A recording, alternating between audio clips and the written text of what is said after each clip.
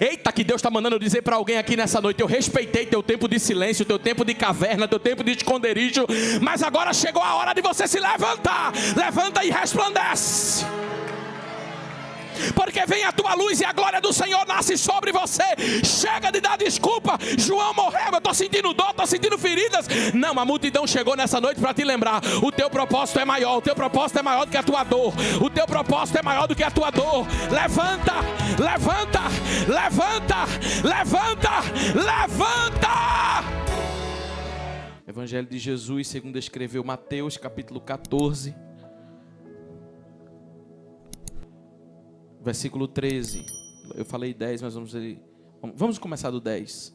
Então mandou decapitar João na prisão. Sua cabeça foi levada num prato e entregue à jovem que entregou a sua mãe. E os discípulos de João vieram e levantaram seu corpo e sepultaram. E foram contar a Jesus o que lhe havia acontecido. Levaram o seu corpo e sepultaram. E foram contar a Jesus o que havia acontecido. Versículo 13. Assim que Jesus ouviu estas coisas, diga depois de mim: ouviu estas coisas. Diga mais uma vez: ouviu estas coisas. Retirou-se de barco, em particular para um lugar deserto. As multidões, entretanto, ao saberem disso, saíram das cidades e seguiram a pé. Quando Jesus deixou o barco, viu numerosa multidão e sentiu-se movido de íntima compaixão. Pelo povo. E curou os seus doentes. Ao final do dia, os discípulos lhe disseram: este lugar é deserto, e a hora é avançada. Manda, pois, embora, pois as multidões não têm povoados para comprar comida. Jesus, porém, lhes disse: o povo não precisa ir embora, dai-lhe vós mesmos para comer. Ao que replicaram: tudo o que temos aqui são 5 pães e 2 peixes. Mas Jesus lhe disse: tragam aqui para mim. Pai, aqui está a tua palavra, fala conosco, nós precisamos da tua presença. Em nome de Jesus, e a igreja diz: se você me der a sua atenção, eu vou ser breve. Os irmãos que quiserem sentar aí, pode sentar. Quiser ficar em pé, fique em pé. Olhe para cá, por favor. Evangelho de Jesus segundo escreveu Mateus. O capítulo 14 na história do povo é um capítulo difícil. Mas o interessante é que acontecem coisas, notícias e coisas boas no capítulo 14, mas acontecem coisas que não são tão favoráveis. E aqui a questão da dinâmica da vida, para não ser ingrato com Deus, é como equilibrar essas coisas. Como equilibrar de manhã receber uma boa notícia e de tarde já estar recebendo uma notícia ruim. Como equilibrar saber que Deus proveu o pão, mas temos uma situação difícil para resolver no outro dia. Então a maior dificuldade são um misto de emoções e sentimentos que estão acontecendo no capítulo 14. Porque a primeira notícia é: João Batista morreu. E depois a multidão vai ao encontro de Jesus. E é interessante nós observarmos algumas coisas. A Bíblia vai dizer que Herodes, o tetrarca, não era o rei, era responsável por 1/4. Esse Herodes aqui é Herodes Antipas, filho de Herodes o Grande. Herodes o Grande é aquele que mandou matar as crianças de 2 anos para baixo. Só que esse Herodes é o filho. E o que é que está acontecendo aqui, pastor? Acontece que quando João Batista está neste ambiente, ele não consegue transmitir aquilo que mesmo Herodes, como rei, como príncipe talvez, como responsável por 1/4 das regiões, ele não consegue ser uma boca. Porque quando Deus chamou João Batista, ele era como voz que clamava no deserto. Uma coisa é ter boca, outra coisa é ter voz. Deus te chamou para ter voz. Deus te chamou para ser uma voz. E quando João Batista está neste ambiente, escuta isso. Ele discerne pelo Espírito, tem algo de errado aqui. Porque eu já falei aqui, vou repetir. Quando você não ouvir a voz de Deus na voz, ouça nos sinais. Porque coisa errada dá sinal. Quando tem algo errado, tem sinal. E quando tem algo certo, também tem sinal. João Batista entra naquele ambiente e ele percebe, tem um adultério aqui. Tem um caso de adultério. Só que entregar para alguém da população da Judeia que alguém estava em adultério era fácil. Ele estava diante do tetrarca, ele estava diante, abre aspas, do rei daquela época. Aí João Batista, como voz profética, ele diz assim: não é lícito que isso aconteça. Porque esta mulher, juntando-se com este homem, cometeria um adultério. E João é profeta, e profeta não concorda com aquilo que a Bíblia diz que é errado. João não está preocupado em agradar ninguém, ele vai entregar a mensagem de Deus pura e simples do jeito que ela é. Porque para a palavra de Deus não tem enfeite, para a palavra de Deus não tem arrumadinho, para a palavra de Deus não tem jeitinho, tem que ser do jeito que ela é. A palavra de Deus não vai se adequar ao meu estilo de vida, eu preciso me adequar à palavra. E João vai dizer, não é lícito que isso aconteça. E o que é que acontece? Eles querem matar João. Só que João me ensina, mesmo que eu morra, mesmo que eu perca, mesmo que eu saia por ruim na história, eu não vou compactuar com coisa errada.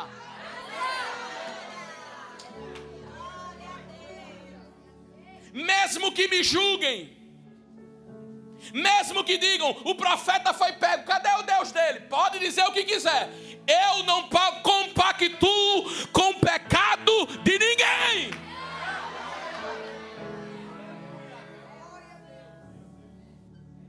Aí João, qual é a tua pregação, João? Está em pecado, está em adultério, tem que se consertar. Não é lícito que se tome por esposa. Mas João, pega leve. A mensagem é pro governo aí, problema de vocês. Eu não dependo de vocês para nada. Quem me sustenta, quem me guarda, foi quem me deu a voz. Enquanto eu tiver voz, eu vou anunciar a verdade do Evangelho, pura e simples. Só que falar a verdade mata. Eu não estou falando, deixa eu abrir só um parênteses, eu não estou falando de gente ignorante, que é bruto. Conhece gente bruto? Bruto, ignorante. Eu falo mesmo, não estou falando desse tipo de gente, estou falando de falar a verdade à luz da profecia bíblica.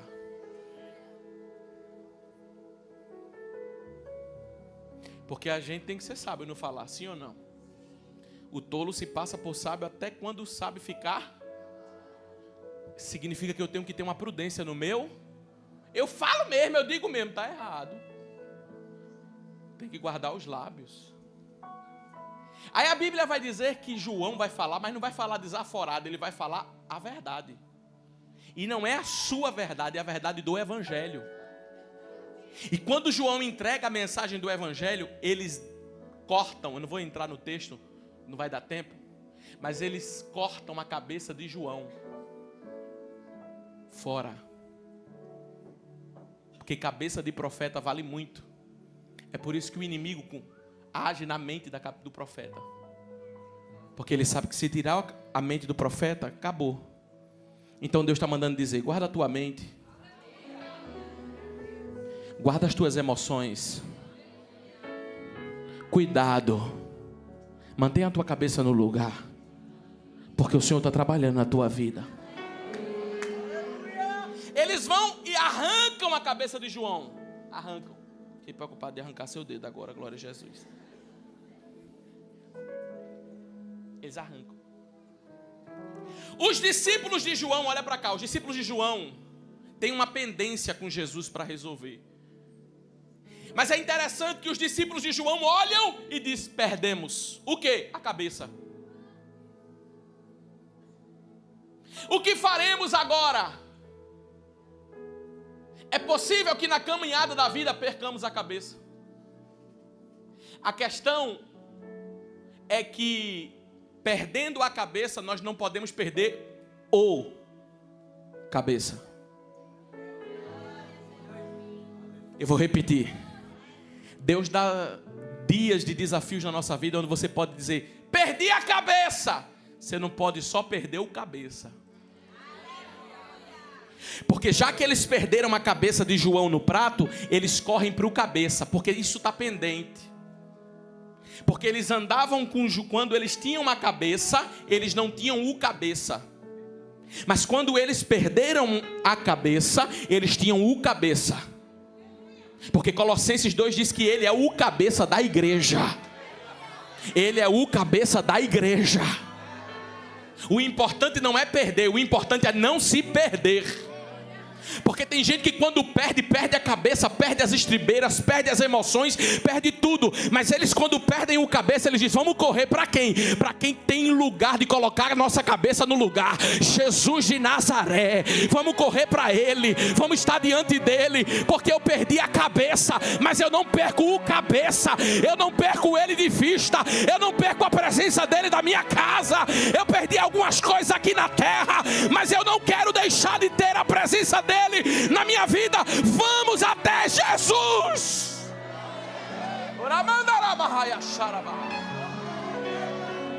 Vamos a Jesus. Igreja, vamos a Jesus. Igreja, vamos a Jesus. Igreja, vamos a Jesus. Eu não sei o que fazer, vai a Jesus. Eu não sei o que falar, vai a Jesus.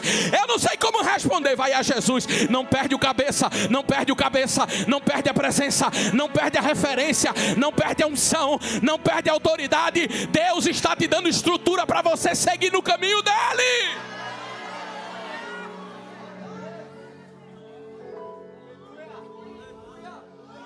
Tem alguém para adorar aqui, irmão?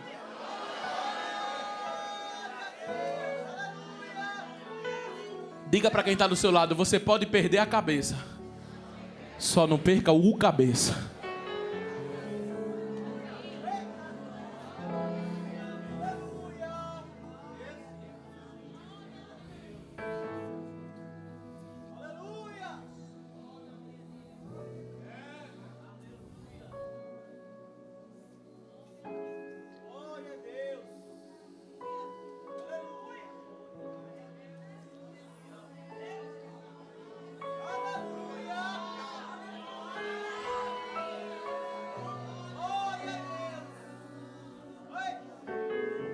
Sabe o que eu acho interessante?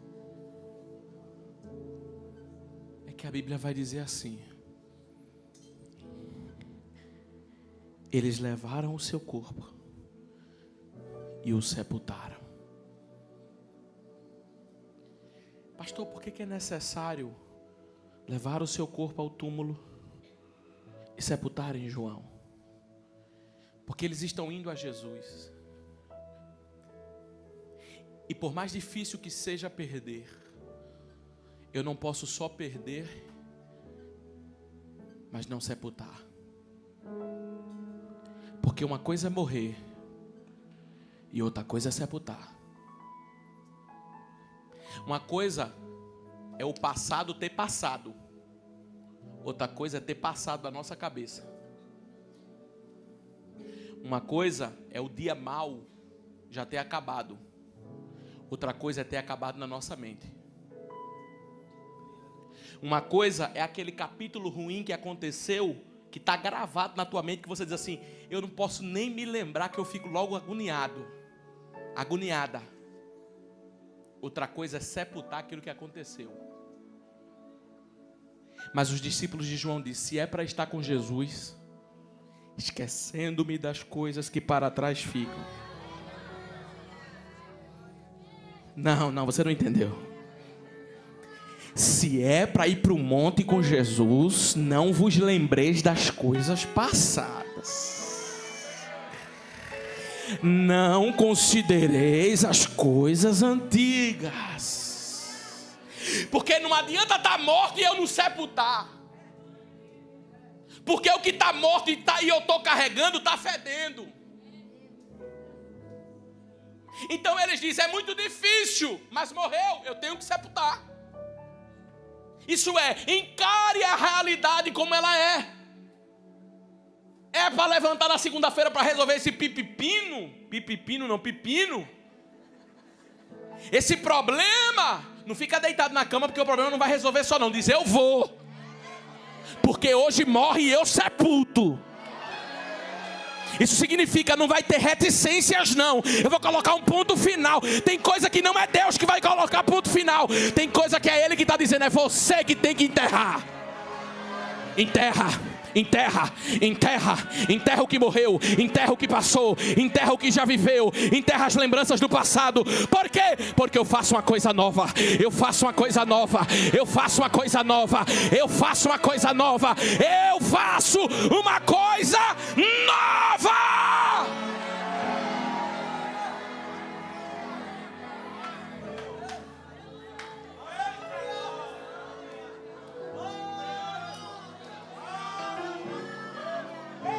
Será que tem alguém aqui para adorar?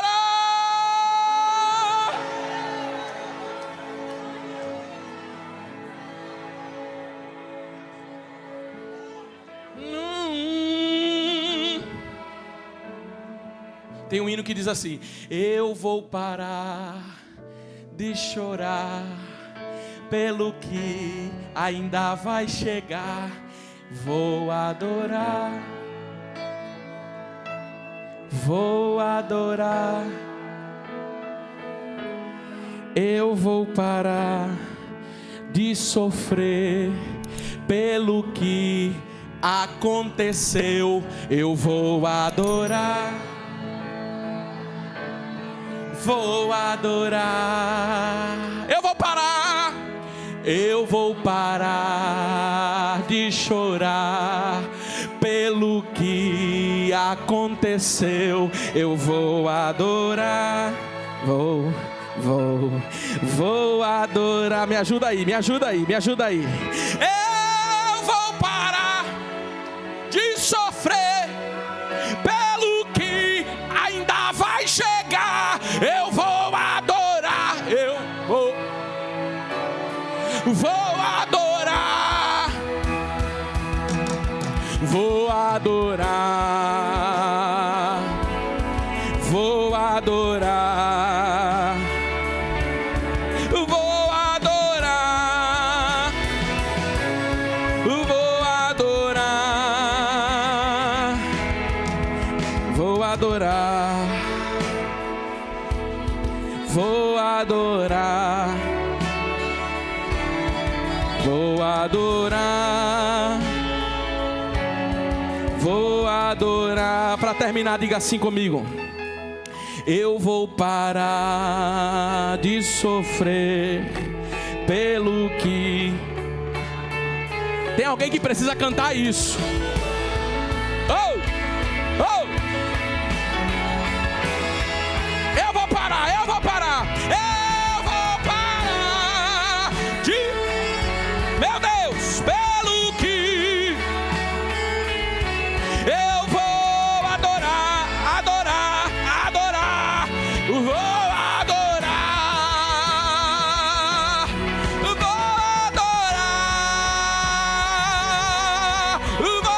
adorar. Diga a igreja.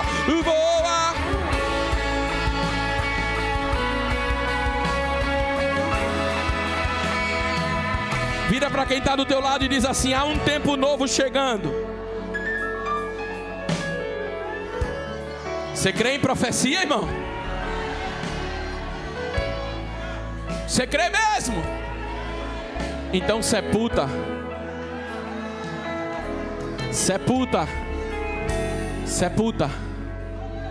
Chegou a hora de sepultar.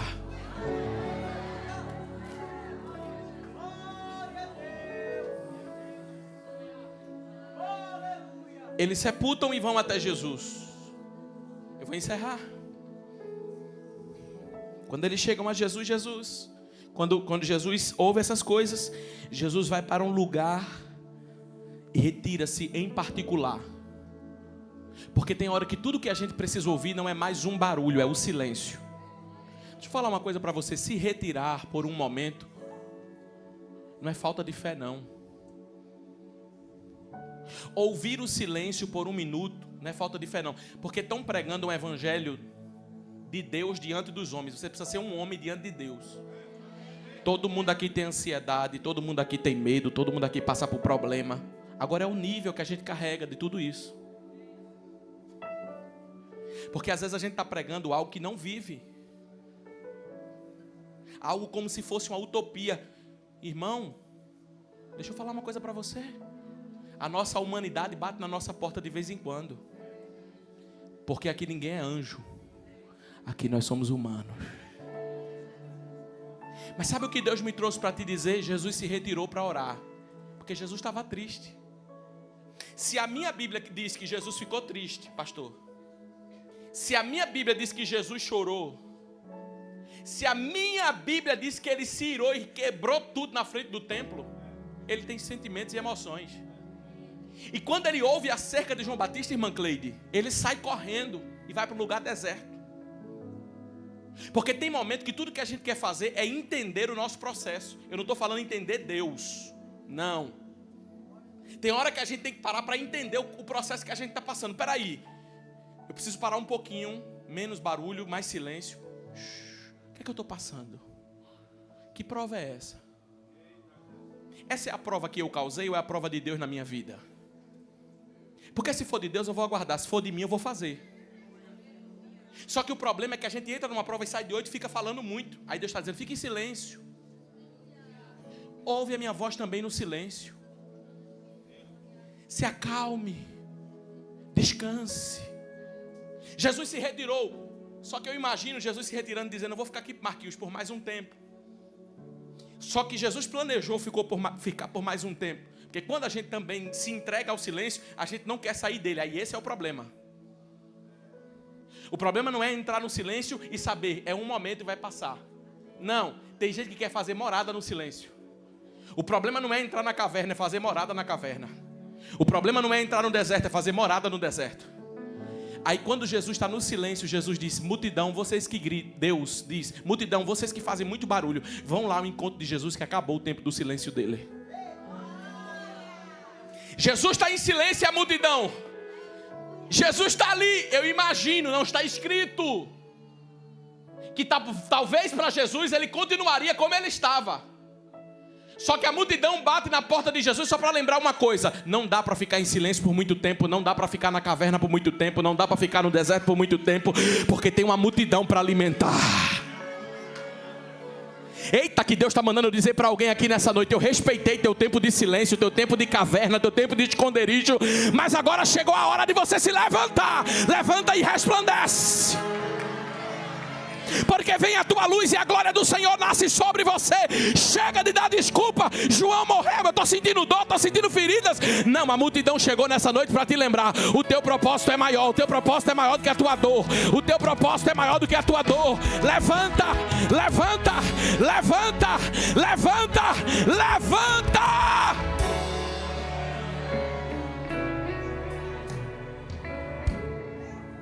As multidões entraram, saíram das cidades a pé. E quando Jesus viu numerosa multidão, a Bíblia diz movido de íntima compaixão. Diga movido, diga movido. Não é movida não, é movido. Glória. Movido. Sabe o que significa no grego esse termo movido? Trocar. Quando Jesus olha a multidão, ele lembra do propósito. O sentimento de tristeza que estava dentro dele saiu. Porque a tristeza foi movida por compaixão. E se eu disser para você aqui nessa noite que Deus vai trocar sentimentos?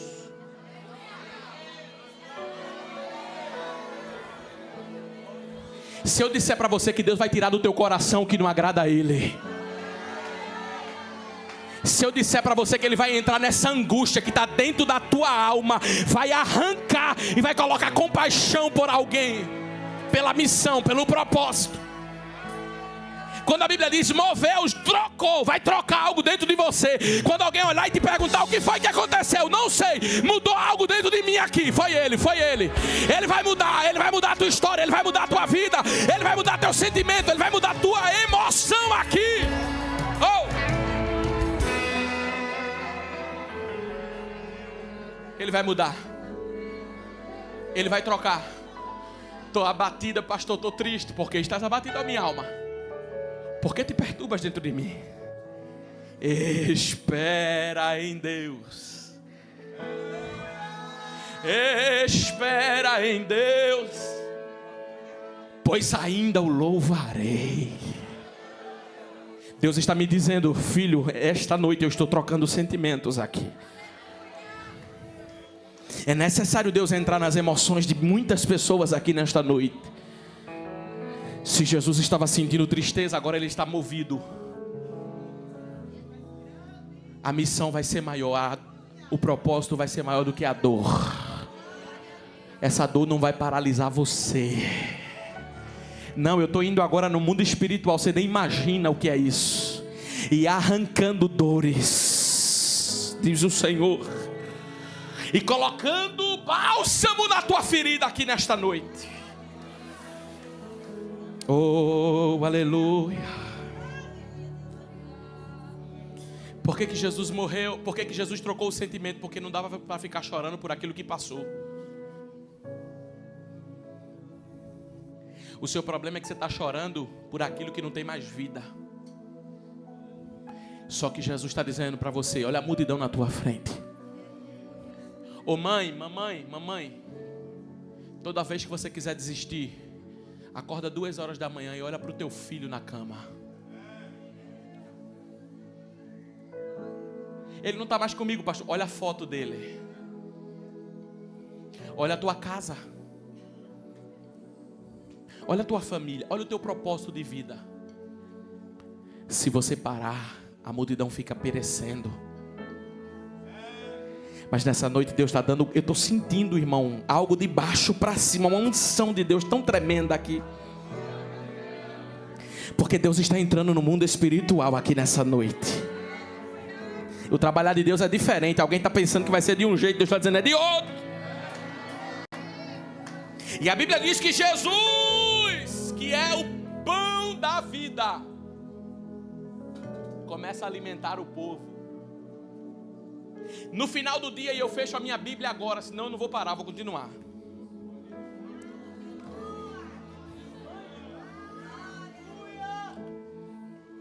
No final do texto a Bíblia vai dizer assim, os discípulos olham para Jesus e dizem, Senhor!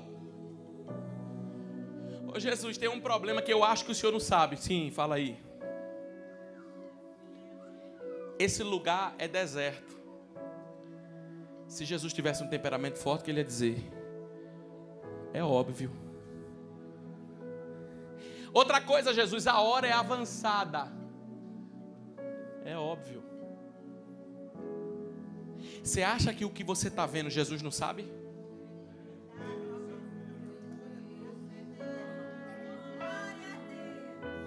Aí Jesus olha para os discípulos e provoca eles. Porque tem hora que Jesus gosta de provocar a gente. Não é aquela provocação de irritabilidade, não. É provocação para nos levantar. Ele nos provoca para nos tirar de trás e nos colocar na frente. Ele olha para os discípulos assim, dá a vocês mesmo a eles de comer? Aí os discípulos dizem, não tem lugar e não tem pão para comprar para esse povo todinho, Jesus. Está escrito que eles olham para Jesus e declaram, deixa eles irem porque eles vão comprar comida. Porque tudo que nós temos aqui, diga tudo. Diga tudo. O crente mesmo tendo nada tem tudo.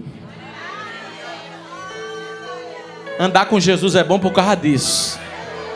Porque mesmo tendo nada eu tenho tudo.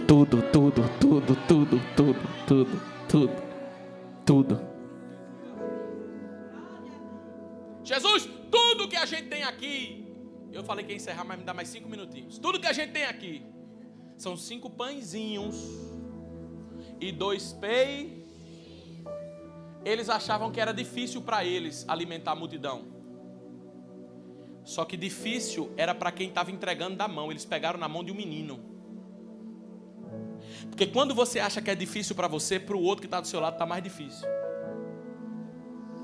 Quando a mulher do fluxo do sangue, 12 anos gritando, 12 anos desesperada, ela chega no encontro de Jesus. Jesus está com um homem que está com alguém que está mais difícil do que ela.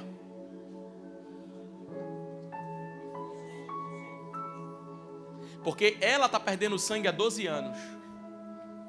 Mas a menina está morta na casa de Jairo. Ela está perdendo, mas ainda tem vida. A menina já está morta. Por mais difícil que seja a sua realidade aqui nessa noite, tem alguém que tem uma realidade mais difícil do que a sua. Mais difícil não era Jesus multiplicar pão e peixe. Mais difícil não era Jesus convencer discípulo. Mais difícil era quem tinha 5 pães e entregar para alimentar uma multidão inteira. Mas o que foi mais difícil, fez primeiro. Está aqui os meus pães. Está aqui os meus peixes. Sabe por quê? Deus não prova além das tuas forças. Ele está dizendo, eu só estou provando porque você aguenta. E eu estou querendo que você entregue para mim. Faz a tua entrega para mim de louvor, de adoração, de busca. Jesus olha para os discípulos e diz assim, traz para mim. Só tem 5? Traz para mim. Jesus, tem 5.000 homens aí. Vocês querem me ensinar matemática? Jesus, final do mês não vai dar. Vocês querem me falar isso aí? Eu que criei os números? Traz para mim. O problema é que a gente leva para todo mundo, mas não leva para Jesus. Traz para mim o teu problema, traz para mim a tua causa, traz para mim a tua vida, traz para mim a tua rendição. Renda-se, prostre-se aos meus pés, me adore e traga para mim. Eles trouxeram pão, sabe de onde? Daqui da terra. Mas sabe por que Jesus multiplicou pães da terra? Até porque Jesus de multiplicação conhecia. Em Lucas 5 ele multiplicou peixe no mar. Em João 21 ele multiplicou peixes na beira. Em João capítulo 6 ele multiplica pães na terra. Mas sabe por que Jesus disse, ninguém vai voltar para casa do jeito que veio?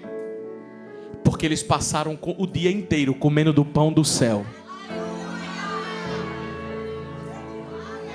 Você não entendeu nada, mas eu vou repetir. Sabe por que a fome da terra seria sanada? Porque a do céu primeiro estava abastecida. Deus está dizendo, não troque as prioridades, não queira saciar a fome da terra, a fome da carne, a fome do desejo, a fome do espírito primeiro, a fome do desejo primeiro. Alimente-se da fome do espírito. Porque todas as vezes que você estiver cheio da minha fonte, o pão da terra eu providencio. Sabe por que tem pão do céu aqui nessa noite, da terra aqui nessa noite? Sabe por que eu não tenho medo de dizer pela palavra, profecia bíblica que não falha, que Deus vai multiplicar pães em terra?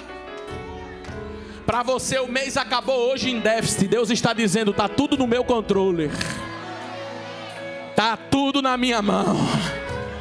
Sabe por que ele vai agir? Porque primeiro você está buscando o pão do céu, pão do céu, pão do céu, pão do céu, o pão do céu. E quem anda com o pão do céu, desfruta do pão da terra. Tem pão da terra para você aqui hoje. Eita! Tem surpresa, tem providência, tem milagre, tem resposta, tem sinal. Levante a mão, eu vou encerrar agora. Recebe pão da terra, recebe pão da terra, recebe pão da terra, recebe!